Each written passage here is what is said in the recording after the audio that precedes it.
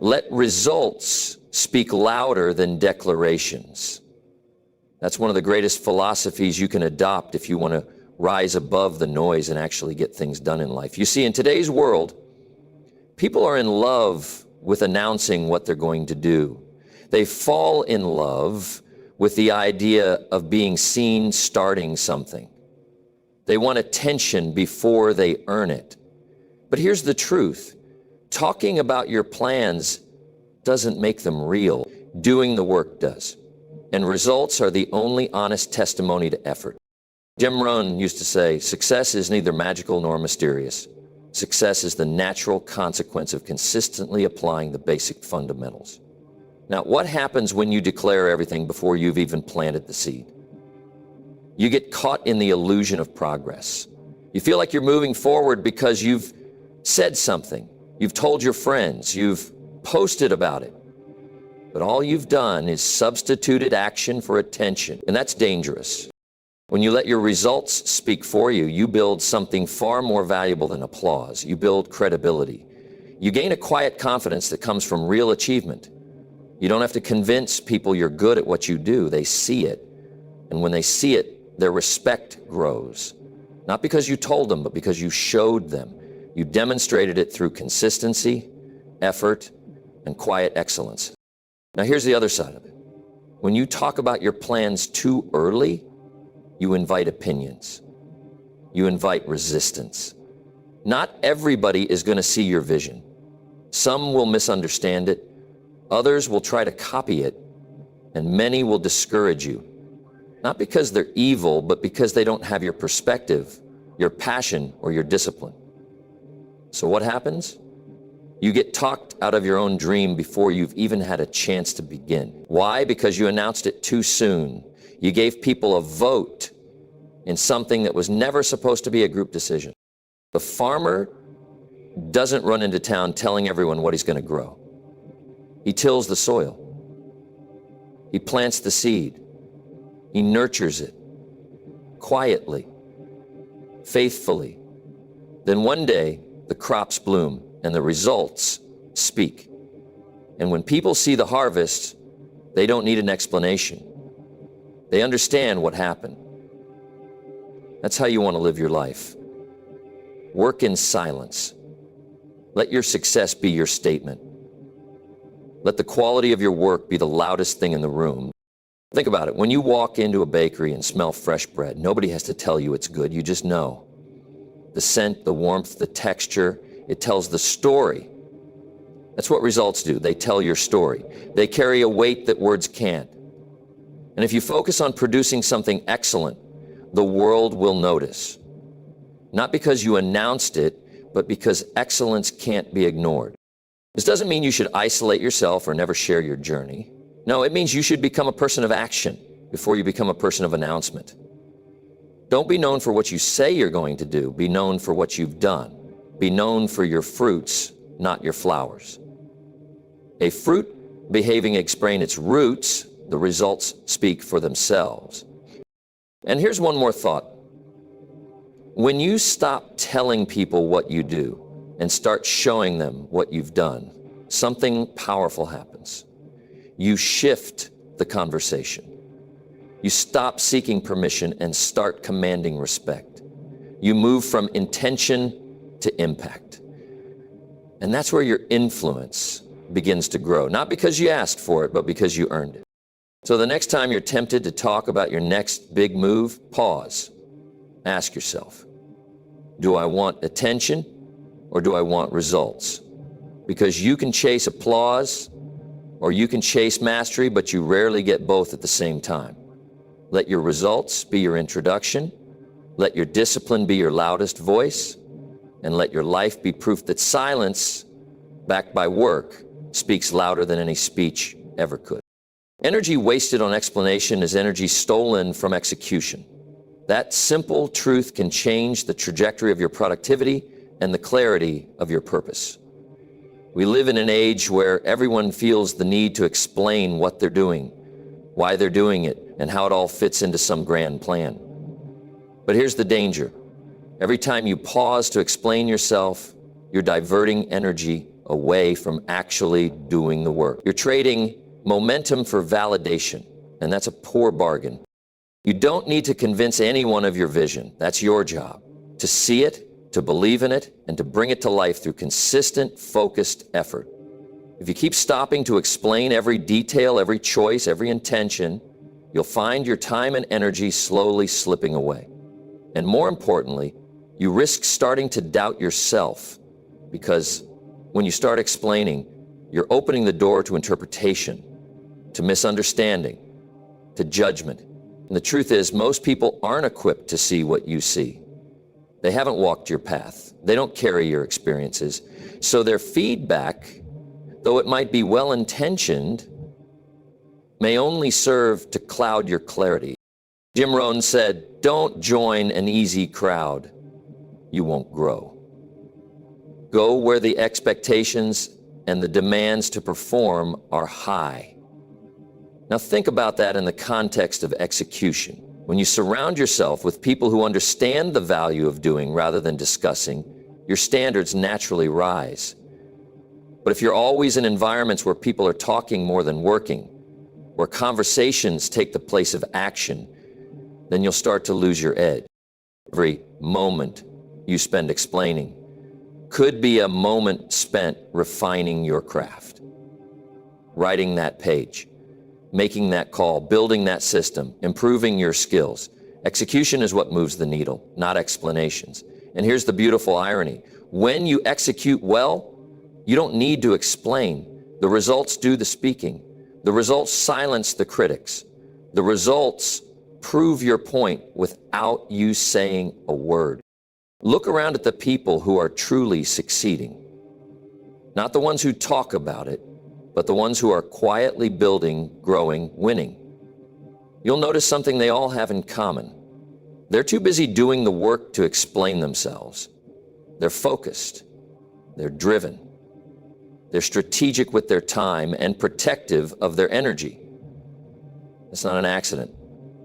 That's a mindset. They've learned that not every thought needs to be shared, not every plan needs to be justified, and not every move requires an explanation. They've learned that real power comes from the ability to focus relentlessly on execution. It's not that explanation is bad, it's just often premature and comes too early, before the roots are deep, before the foundation is strong. And when you explain too soon, you invite doubt into a structure that isn't yet ready to support it. So what should you do instead? Channel that energy inward. Use it to improve your process. Use it to test, refine, correct, and grow. Because the best explanation in the world won't mean anything if there's no result behind it. Execution is where dreams turn into reality. It's where ideas meet discipline. That's where the magic is. Not in the discussion, but in the doing. And once you understand that, you begin to treat your time differently. You begin to value your energy as a limited resource, not something to be spent casually on explanations that don't serve your mission. You don't owe anyone a performance. You don't need to narrate every step. Stay grounded in your purpose. Let your work speak for itself when the time is right. There's a certain peace that comes when you realize that execution is the best form of communication. It doesn't need applause. It doesn't seek approval. It simply delivers. So the next time you feel the urge to explain, pause. Ask yourself, is this explanation moving me forward, or is it just a distraction? Because your future will be built in the quiet hours of execution, not in the conversations about it. Protect your energy, direct it wisely. And remember, every ounce of energy you spend explaining is an ounce that could have been used building. Let your results be the explanation, and make your life the answer. Silence builds strength, noise drains focus. That's a principle often overlooked in a world that rewards the loudest voice in the room. But if you study the truly successful, the disciplined, the focused, the masters of their craft, you'll notice they operate differently. They don't need to be loud. They don't need to constantly update the world on every move. Why? Because Their strength is being built in the silence, where there are no distractions, no applause, and no need for external validation. We often mistake visibility for progress. We think that if we're talking about something, it means we're working on it. But the truth is, noise is deceptive. It creates the illusion of action without the substance. Focus, on the other hand, thrives in quiet. Real growth, real mastery, real execution, these things happen when no one is watching. They happen in those moments of solitude when you're doing the work, not talking about it. Jim Rohn said, discipline is the bridge between goals and accomplishment, and that discipline often takes root in silence. Silence isn't just the absence of noise, it's the presence of intention. It's a space where your mind can think clearly, where your energy isn't pulled in 100 directions trying to explain, impress, or compete. In silence, you can listen to your own intuition, to the demands of your craft, to the feedback of your results. That kind of clarity is rare, and it's valuable. Because the quieter you become, the more you can hear what really matters. When you chase noise, you dilute your focus. Every conversation, every explanation, every attempt to be understood takes a piece of your attention. And when your attention is fragmented, your execution suffers. But when you commit to silence, when you build the habit of doing instead of declaring, you conserve your energy. You keep it contained, concentrated, and powerful. There's a reason warriors train in silence. There's a reason champions don't broadcast every practice session.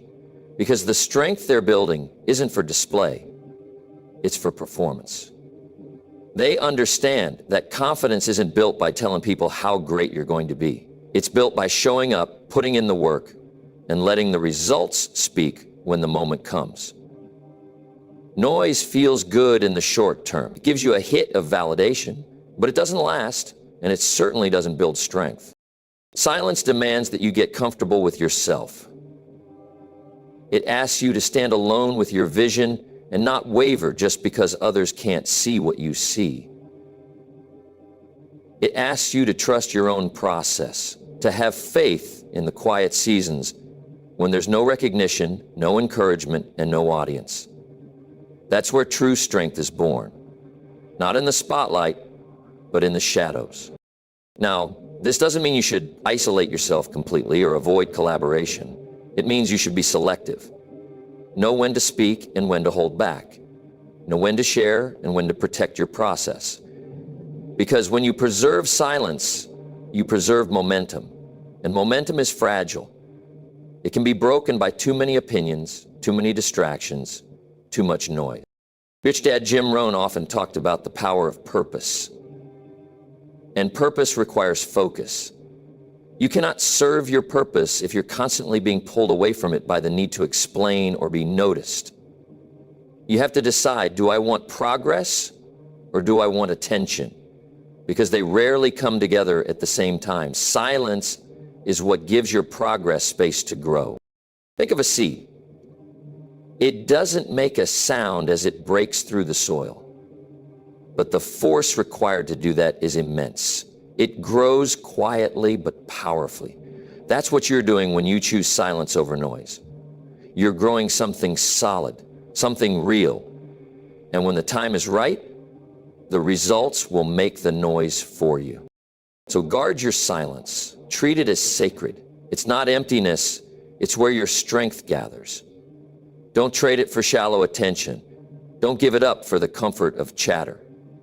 Because in the end, your ability to stay focused, grounded, and disciplined in silence will determine how high you can rise when it's time to speak through your actions. People judge plans, not progress. That's a hard truth many learn too late. When you share your plans with others, you expose yourself to opinions, judgments, and doubts, long before anything has even taken shape. The moment you tell someone your idea, your vision, your dream, they begin evaluating it through their own lens, their experiences, their fears, their limitations. And what happens far too often is that your plan gets dismissed, criticized, or misunderstood Not because it's a bad idea, but because it's still in the fragile beginning stage. It hasn't had time to take root. This is why it's so dangerous to speak too soon. Plans are vulnerable. They are ideas in their infancy. They haven't been tested. They haven't been strengthened by action. So when you present your plan instead of your progress, you're giving people something weak to judge. And when they judge it, and especially when they reject it, it can shake your confidence. Even if the plan was solid from the beginning. Jim Rohn once said, "You must learn to work harder on yourself than you do on your job." That applies here. Your focus should be on developing the discipline to execute your vision, not defending it. When you're constantly explaining your plan to others, you're using valuable mental energy that could be better spent refining your skills, taking the next step, solving the next problem. Explaining is easy. Executing is what builds greatness. The world is full of people with opinions, but it's short on people with results. And results are the only language that can't be debated. You might present your plan and get laughed at. You might be told it's impossible. But if you present your results, the conversation changes. You don't have to justify yourself when there's proof. You don't have to argue your worth when your actions have already delivered value. That's why you must protect your plans like seeds. Plant them, water them, nurture them, but don't dig them up every day to show them off. They need time in the soil. They need darkness, quiet, and patience. If you expose them too early, they might never grow. People don't always mean to discourage you, but they often do, because they can't see what you see. They can't feel the passion you feel. They don't understand the vision you carry, but they judge it. And when they do, if you're not careful, you'll start to judge it too. You'll start changing your plan to fit their comfort zone. You'll start doubting yourself because someone else doesn't get it. And that's the tragedy. Because so many dreams die not because they were impossible, but because they were exposed too early and never had the chance to develop strength. When you focus on progress instead of plans, something powerful happens. You start to build credibility, quietly, slowly, but consistently. And people begin to notice, not because you told them, but because they can see the change. They see the results. They see the fruit of your labor. And suddenly the same people who might have questioned your plan are now curious about your methods. They want to learn from you. They want to follow your lead, not because you asked them to, but because your progress earned their respect. This is the power of patience and discipline. Don't be so quick to show the world what you're going to do. Show them what you've already done. Let your progress be your introduction. Let your actions build your reputation. Plans are ideas. Progress is evidence. One invites debate, the other demands respect. So keep your head down and do the work. Don't worry if no one understands right now. Don't let their judgment shape your journey. Let your progress build the story brick by brick. And when it's done, when it stands tall and undeniable, you won't need to say a word. The results will say it all. Mastery is built in privacy. That's something many overlook in their rush to be seen, validated, and applauded. But the truth is, the path to becoming truly great at anything requires a kind of solitude, a sacred space away from opinions, distractions, and constant exposure. Mastery doesn't grow in the spotlight. It grows in the quiet hours when no one is watching, when you're practicing, failing, adjusting, and trying again. Those moments of invisible effort are where skill is forged and character is shaped. Too many people want to be noticed before they are ready. They want to showcase before they've built. But what they don't realize is that the time you spend hidden, working, refining, is not time lost, it's time invested. Jim Rohn often emphasized the importance of preparation. He said, "Don't wish it were easier, wish you were better." And to get better, you have to be willing to disappear for a while. You have to be willing to miss a few parties, skip a few conversations, and turn down a few opportunities to share what you're doing. Why? Because you're busy becoming. You're not performing, you're preparing. There's something powerful about being underestimated. When people don't know what you're working on, they can't interrupt it. They can't critique what they haven't seen. And that gives you freedom. Freedom to make mistakes without embarrassment. Freedom to experiment without judgment. Freedom to evolve without interference. Privacy protects your process. It gives you the room to grow without having to defend your journey to others. Mastery demands repetition, discipline, and time. It's not glamorous. It's not loud. It's not something that attracts attention in the early stages. In fact, it often looks boring to the outside world. But beneath that quiet surface, something extraordinary is happening. You're building depth. You're learning the nuances. You're going beyond just knowing. You're becoming fluent in your craft. And that doesn't happen overnight. It doesn't happen in public view. It happens in solitude. Look at the greats. Musicians, athletes, writers, thinkers. The ones who really changed the game weren't always the ones shouting the loudest. They were the ones who disappeared into the work. They said no to distractions so they could say yes to mastery. They weren't concerned about being known early. They were focused on being excellent eventually. That's the mindset you need. Delay the need to be recognized and increase your commitment to being ready when it matters. When you train in private, you remove the pressure to impress. You stop trying to perform and start trying to improve. You don't worry about who's watching. You're only concerned with whether you're getting better. That's where growth lives. That's where real breakthroughs happen. You don't need a stage. You need a routine. You don't need applause. You need consistency. And when you give yourself that space, you'll be amazed at what you can build. The danger of always being visible is that it splits your attention. You start tailoring your actions to how they'll be perceived instead of whether they're effective. You get caught up in branding, image, and perception instead of digging deep into your development. But if you're serious about mastery, you have to let go of that. You have to get comfortable being unseen. Because in the unseen spaces, you'll find the clarity, the strength, and the depth you need to truly excel. Prophecy also builds humility. When no one's watching, you have no one to impress, just yourself. And that honesty, that quiet self-assessment will either drive you forward or wake you up to the truth that you've got work to do. Either way, it's good for you. It keeps you grounded. It reminds you that mastery isn't about being celebrated. It's about being capable. It's about knowing that when the time comes, you've got what it takes. Not because you talked about it, but because you trained for it. So honor the quiet phase. Protect your privacy. Don't rush to show the world what you're building. Mastery takes time, and it takes solitude. The world will see the results when they're ready to be seen. But until then, do the work. Put in the hours. Embrace the silence. Because that's where greatness begins. Not in the spotlight, but in the shadows, where only the committed remain. Your growth is not a community project. It's a personal responsibility, a sacred commitment between you and the person you're trying to become.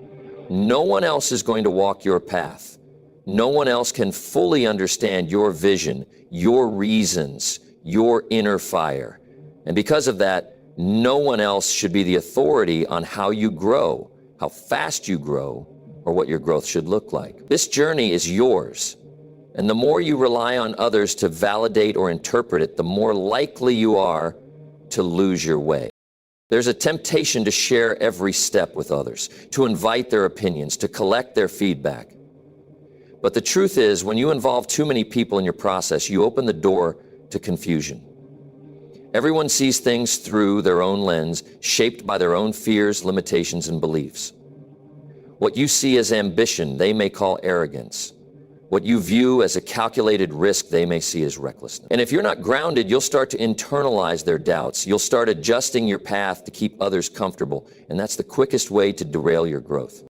Jim Rohn said, you cannot change your destination overnight, but you can change your direction overnight. But that direction needs to come from within you, not from the committee of voices around you. Growth requires clarity, and clarity doesn't thrive in crowds. It thrives in solitude, in self-awareness, in intentional action. When you treat your growth as a community project, you make every decision vulnerable to approval. You hesitate, you overthink, and worst of all, you seek permission. You don't need permission to grow. You don't need consensus to evolve. This is your life, your timeline, your development. Not everyone will understand your urgency. Not everyone will support your discipline. Not everyone will appreciate your sacrifices. And that's okay. They're not supposed to, because they're not the ones living your future. You are. And if you let too many people into your process, you'll end up building a version of yourself that pleases them, but betrays you. Growth is uncomfortable by nature. It involves shedding old beliefs, outgrowing environments, and sometimes distancing yourself from people who aren't growing with you. If you're constantly explaining those shifts to others, you'll waste energy trying to make your transformation make sense to people who were never meant to come with you. That's why your process must be personal. Not secretive, but sacred. Not exclusive, but protected. There's nothing wrong with having mentors, supporters, or trusted allies, but those should be few, and they should be chosen carefully. You don't need a committee, you need a compass. And that compass should point inward, because no one else feels the pull you feel. No one else wakes up with your purpose burning in their chest. And no one else will face the consequences if you choose to settle just to make others more comfortable with your ambition. If you look at the most impactful individuals across history or any field, you'll see that their growth often looked selfish to the outside world. They pulled away, they said no, they disappeared for seasons. But that wasn't neglect, it was devotion. Devotion to a higher calling, to mastery, to fulfillment. And when they re-emerged, they were stronger, clearer, and ready to contribute at a level most people couldn't comprehend. That's what happens when you take ownership of your growth. You stop trying to explain it, and you start embodying it. So stop inviting people to sit at the table of your transformation who haven't earned a seat. Stop offering a vote to those who haven't done the work you're doing. This journey demands your full attention, and you can't afford to be constantly asking for reassurance. Growth is not democratic, it's personal, it's uncomfortable, it's sacred, and it's worth protecting. You don't need to announce your evolution, you just need to live it. Let your actions be your statement. Let your results be your proof.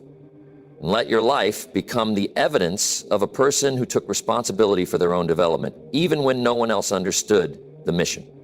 Because at the end of the day, your growth doesn't need to be approved, liked, or explained. It just needs to be real. And that starts with you.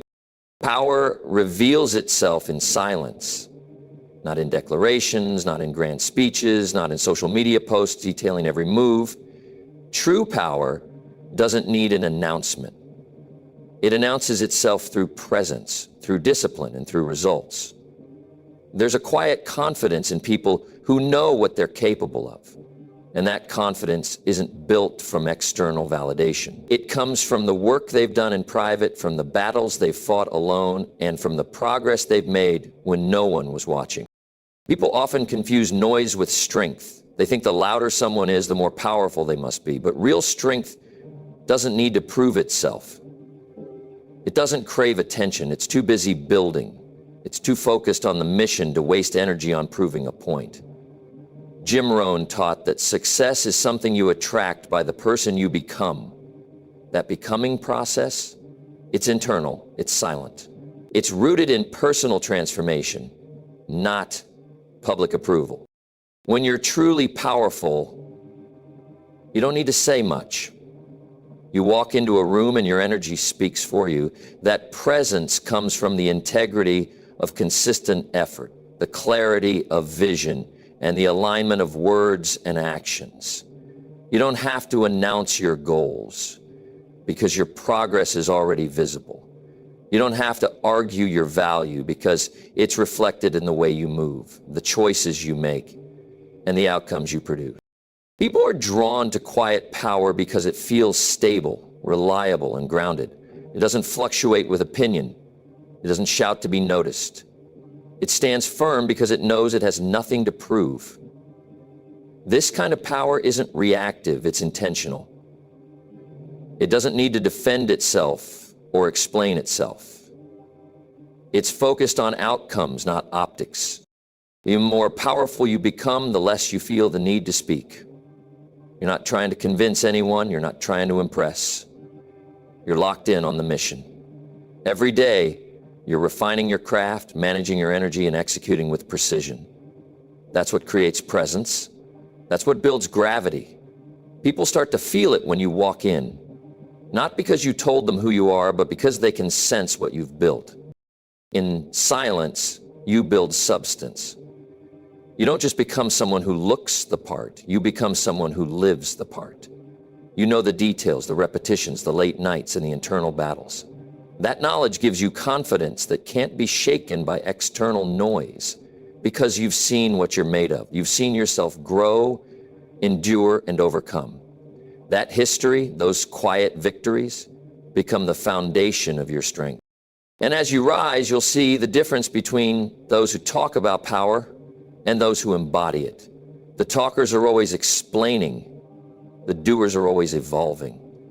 The talkers need an audience. The doers need a plan. You decide which one you'll be. Will you spend your energy broadcasting every step? Or will you direct that energy into building something so strong it speaks for itself? It's easy to talk. It's easy to post. It's easy to tell the world what you're about to do. But that energy is better used in the work, because when the work is done right, the world will see it without you saying a word. There's a time to speak, of course, but only when it serves a purpose, not when it serves your ego. Power is quiet because it doesn't rely on attention. It relies on preparation, on mastery, on momentum. When you operate from that space, your silence becomes your strength. You don't chase recognition, you attract it. You don't seek approval, you command respect. That shift is everything. So if you're serious about becoming powerful, focus less on what you're saying and more on what you're becoming. Turn down the volume and turn up the discipline. Withdraw from the need to be seen and lean into the process of becoming undeniable.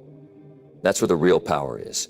Not in telling the world what you do, but in doing it so well that the world can't ignore it. Let your silence be full of motion. Let your quiet be filled with progress.